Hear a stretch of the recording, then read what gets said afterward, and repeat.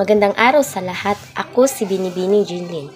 Ngayon, dumako naman tayo sa Aralin 3 na may titulong ang pagtatayang tradisyonal o formal.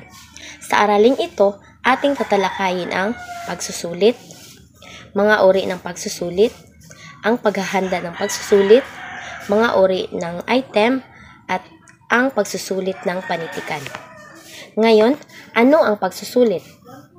Ang pagsusulit ay isang panukat na ginagamit ng mga guro upang sukatin ang paglalapat ng mga pagtuturo pagkatapos ng isang pagtuturuan. Sa madaling salita, ang pagsusulit ay isang pamamaraan ng mga guro upang masukat ang mga mag-aaral sa isang pagtuturo. So ngayon, ano naman ang pagsusulit o pagtuturo o ano ang pinagkaiba nito? Ang pagsusulit ay nakapokus sa pagtataya ng produkto ng pagkatuto, samantalang ang pagtuturo ay nakatuon sa epektibong pagbibigay ng patnubay sa mga mag-aaral upang matagumpayan ang mga proseso sa pagkatuto. Ngayon, ano ang pagsusulit at ang guro? Ang pagsusulit ay nakapahalagang bahagi ng pagtuturo at pagkatuto, kaya't nararapat lamang na ang bawat guro ay hindi lamang dapat magaling sa pagtuturo kundi marunong din siyang maghanda ng pagsusulit. Ngayon, dumako naman tayo sa mga uri ng pagsusulit. Maraming uri ang pagsusulit na pinamigay at ginagamit sa ating ng mga guro sa klase. So ngayon, ang unang uri ng pagsusulit ay ang pagsusulit na natanong kabatiran o achievement test.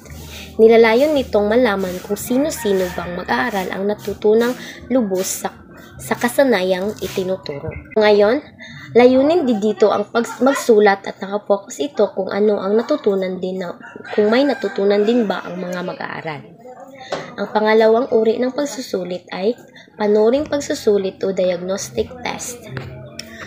Binigay bago simulan ang pagtuturo ng isang kasanayan upang matiyak kung ang mga mag-aaral ay may mga kinakailangan kakayahan para sa bagong kasanayan o alam ang mga tinuturong kasanayan.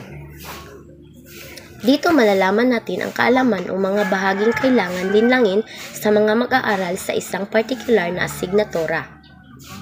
Ang ikatlong uri ng pagsusulit ay ang pagsusulit ng pagkakayahan o proficiency test. Ito'y naglalayong malaman ang kakayahang tumanggap at magbigay ng impormasyon sa wikang pinag-aralan para sa isang kapaki-pakinabang na layon sa sitwasyon totoo sa buhay. So, ang pagsusulit na pangkakayahan ay kagaya nitong mga halimbawa: ang pakikinig ng baleta sa telebisyon at radyo, ang pakipag-usap sa telepono. At ang proficiency test naman ay gumagamit ng paraan na di totoo sa buhay. At ang panghuling uri ng pagsusulit ay pagsusulit na aptitude o aptitude test. Ito ay sumusukat sa kakayahan sa pag-aaral ng isang wika o isang lawak na disiplina. Dito binibigay upang mahatid natin ang mga mag-aaral ay may maangking kakayahan o kawilaan sa isang partikular na kurso o karera. Ngayon, para naman sa paghahanda ng pagsusulit at sa mga uri ng item, ating pakinggan si Binibining Karen. Ang susunod nating tatalakayin, class, ay ang paghahanda ng pagsusulit. Bakit nga ba tayo kailangang paghandaan natin ang ating mga paggawa ng pagsusulit? Upang maging maayos ang pagsusulit, upang masukat nito ang kabuuang katapatan at kabatiang nais upang may maayos na plano at paghahanda. So, ang pagsususi ng pagsusulit ay may 5 antas. Unang-una, pagpaplano ng pagsusulit. Tiyakin ang layunin ng pagsusulit, tukuyin ang mga kakayahan ng susukatin ng pagsusulit, itala ang mga layuning pangkagawian o ang behavioral objectives batay sa mga kasanayan at kakayahang susukati. Ihanda ang talanahayan ng espesipikasyon, makikita sa talanahayan ang kabuuang saklaw sa pagsusulit. Pagpasyahan ang mga uri ng pagsusulit na gagamitin. Ang pangalawa, paghahanda ng pagsusulit. So, isulat ang mga item. Gamitin ang talahanayan ng espesifikasyon bilang patnubay hinggil sa kung ilang item ang buuin para sa bawat kasanayang susubukin. Suriin at ayusin ang mga item. Makakatulong ito kung maipapasuri sa isa o dalawa kaguro ang mga item. Magagamit ang mga sumusunod na mga tanong sa pagsusuri ng mga item. Ang pangatlo, pagbibigay ng pagsusulit at pagwawasto ng mga papel. Ang pang-apat, pagpapahalaga ng pagsusulit.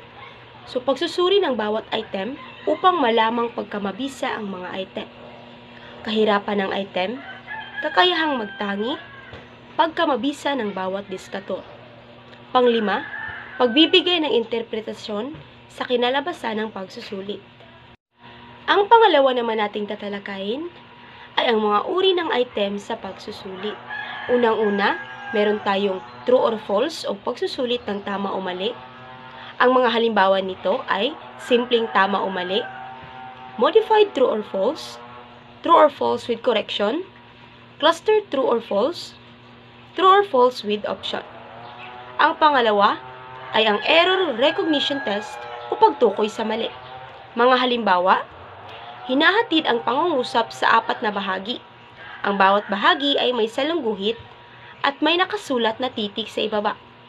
Nilalagyan ng guhit ang pagitan ng mga bahagi na pinaghating pangungusap. Ang pangatlo, multiple choice test o ang uri ng pagpili. Mga halimbawa, pangungusap na hindi tapos, pangungusap na may puwang, pangungusap na buo, at ang pangungusap na nagtatanong. Ang pang-apat naman natin ay ang completion test o pagsusulit na magpupuno sa patlang. Ito ay pagpupuno ng mga nawawalang salita, lipo ng mga salita sa isang pangungusap o talata. Ito ay pagsusulit, objektibo na sa halip na pinamimili ang mga mag-aaral sa wastong sagot ay pinamimigay ang tamang sagot. Ang mga halimbawa nito ay ang Panatang Makabayan, Iniibig ko ang Pilipinas, Aking Patlang Sinilangan, Tahanan ng Aking Patlang. Didn't even ask me what